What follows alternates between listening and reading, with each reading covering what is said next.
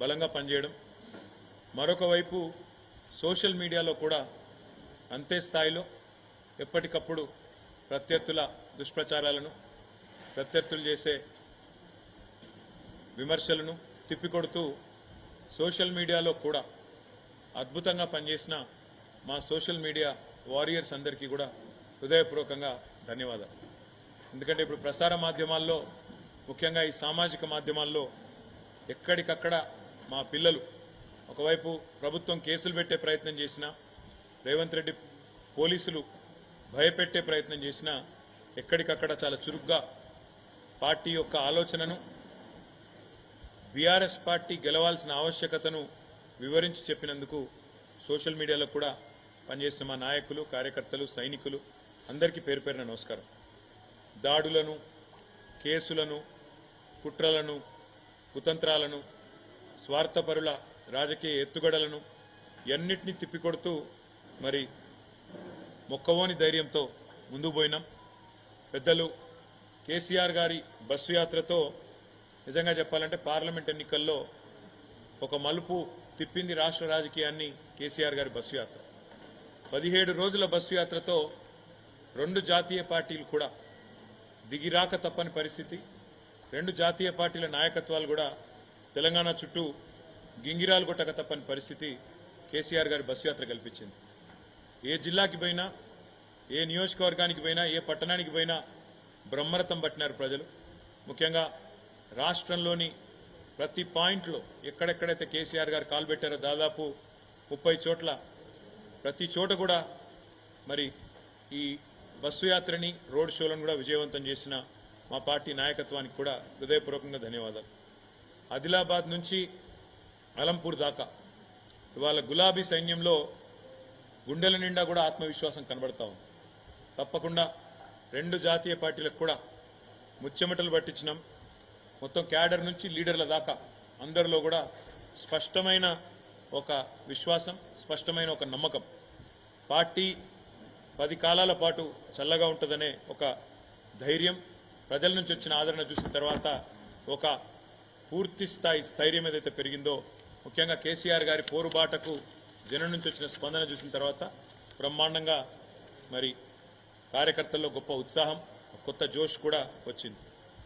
వాళ్ళ రాష్ట్రంలోనేమో ఇక్కడ కాంగ్రెస్ ప్రభుత్వం మేము చేసిన పనులన్నింటినీ కూడా తిరగదోడి కొత్త జిల్లాలు రద్దు చేయాలని, అదేవిధంగా కేసీఆర్ ఆనవాళ్లు లేకుండా చేయాలని ఒక చిల్లర ప్రయత్నం ఏదైతే చేస్తున్నదో ఇది కూడా రాష్ట్ర ప్రజల్లో ఒక విముఖతను, ఒక రకమైన మరి ప్రభుత్వం పట్ల వ్యతిరేకతను పెంచిందని చెప్పి కూడా మేము అనుకుంటా ఉన్నాం. అదేవిధంగా 6 గ్యారంటీలు 100 రోజుల్లో అమలు చేస్తామని చెప్పి మొత్తంగా 420 హామీలు ఇచ్చి ఇవాళ వాటిని తుంగలో తొక్కిన వైనం మీద కూడా కాంగ్రెస్ పార్టీ మీద ప్రజల్లో తీవ్రమైన వ్యతిరేకత కనబడింది. మేము ఎక్కడెక్కడైతే తిరిగినామో చాలా స్పష్టంగా, ముఖ్యంగా గ్రామీణ ప్రాంతాల్లో రైతు భరోసా అని చెప్పి మోసం చేసినందుకు, రైతు బంధునే మొత్తంగా వేయనందుకు, కరెంటు విషయంలో తీవ్రమైన నష్టం చేసినందుకు, క్వింటాల్కు 500 బోనస్ ఇస్తామని చెప్పి బోగస్ మాటలు చెప్పి మోసం చేసినందుకు ఇవాళ రైతులు బగ్గున మండుతా ఉన్నారు. తప్పకుండా ఆ వ్యతిరేకత అనేది ఓట్ల రూపంలో కనబడుతుంది గ్రామీణ ప్రాంతాల్లో అని చెప్పి మేము అనుకుంటా ఉన్నాం. రుణమాఫీ కూడా ముఖ్యమంత్రి గారు స్వయంగా తారీఖులు చెప్పి మళ్లీ మాట మార్చిన విధానం, తేదీలు మార్చిన విధానం, దేవుళ్ల మీద ఎన్ని ఓట్లేసినా ఒక నమ్మలేని పరిస్థితిని కాంగ్రెస్ పార్టీ పట్ల తీసుకొచ్చిన మాట కూడా వాస్తవం. రైతాంగం అంతా ఒకటే అనుకున్నారు, కేసీఆర్ ఉన్నప్పుడే బాగుండే, అందుకే ఈ ఎన్నికల్లో కర్రుగాల్చి వాత పెట్టాలనుకున్నారు, పెడతారని చెప్పి కూడా నేను బలంగా నమ్ముతా ఉన్నాను. రాష్ట్రంలోని మా ఆడబిడ్డల్లో కూడా కాంగ్రెస్ పార్టీ పట్ల తీవ్రమైన వ్యతిరేకత కనబడ్డది. మహిళలకి 100 రోజుల్లోనే 18 ఏళ్లు నిండిన 1,67,00,000 మంది ఆడబిడ్డలకు నేను నెలకు 2,500 రూపాయలు 100 రోజుల్లోనే ఇస్తానని చెప్పి ఏదైతే మాట ఇచ్చారో ఆ హామీ నెరవేర్చకపోవడం, అది మాత్రమే కాకుండా తులం బంగారం అని, స్కూటీలని, పెద్ద మనుషులకు కూడా 4,000 పెన్షన్లని, అదేవిధంగా చివరికి మాటలన్నీ పెద్ద పెద్ద మాటలు చెప్పి మంచినీళ్ళకి మళ్ళీ ఒక్కసారి రోడ్డున పడాల్సిన దుస్థితి, పిందెలు పట్టుకుని రోడ్డుకెక్కే పరిస్థితి ఏదైతే ఈ ప్రభుత్వం తెచ్చిందో దానివల్ల మహిళలు ముఖ్యంగా వారు కూడా తీవ్రమైన ఆగ్రహంతో ఈ ప్రభుత్వాన్ని క్షమించే పరిస్థితిలో లేరు. అదేవిధంగా ఈరోజు ఈ రాష్ట్రంలోని అన్ని వర్గాలు, వీళ్ళు వాళ్ళని కాదు, పెద్ద మనుషులు మాకు 4,000 రూపాయల పెన్షన్ ఇస్తారనుకున్నాం, కానీ మా జనవరి నెల 2,000 పెన్షన్ ఎగ్గొట్టిండు రేవంత్ రెడ్డి అనే మాట వారి మనసులో కూడా బాగా బలంగా నాటుకొని పోయింది. అట్లా ఏ ఒక్క వర్గం కూడా ఇవాళ కాంగ్రెస్కు కొత్తగా తోడైంది లేదు. అట్లని చెప్పి బీజేపీ పైన కూడా పెద్ద సానుకూలత లేదు. 10 ఏళ్లలో ఏమీ చేయని బీజేపీ 10 ఏళ్లలో 4 ఎంపీలను గెలిపించినా ఏమీ జరగలేదు, ఏమీ చేయలేదు, వాళ్ళ వల్ల ఒరిగింది సున్నా అనే విషయం పూర్తి స్థాయిలో ప్రజలకు అర్థమైంది.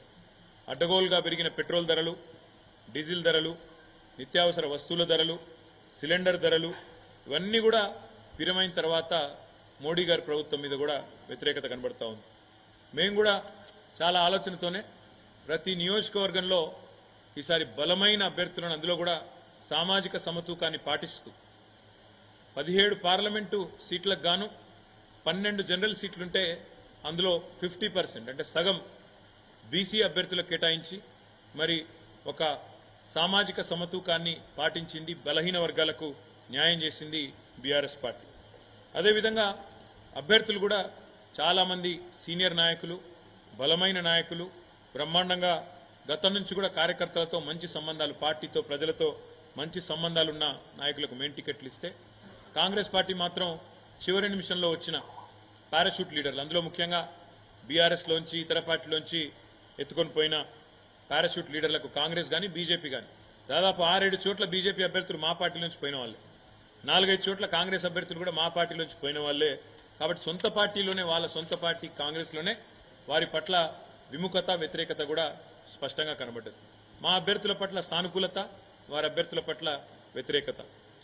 మొదలు ఒక 2 నెలల కిందట అసలు బీఆర్ఎస్కు సీట్లే రావు, ఒక్క సీటు కూడా వస్తే ఎక్కువ అని చెప్పి స్వయంగా ముఖ్యమంత్రి రేవంత్ రెడ్డి ఒక్క సీటన్నా గెలుచుకొని చూపెట్టండి అన్న పరిస్థితి నుంచి ఇవాళ 2 జాతీయ పార్టీలకు ముచ్చెమటలు పట్టించే స్థితి నెల రోజుల లోపలనే తెచ్చింది మా గులాబీ దండు, మా గులాబీ సైనికులు అనే మాట కూడా నేను విజ్ఞప్తి చేస్తా ఉన్నాను.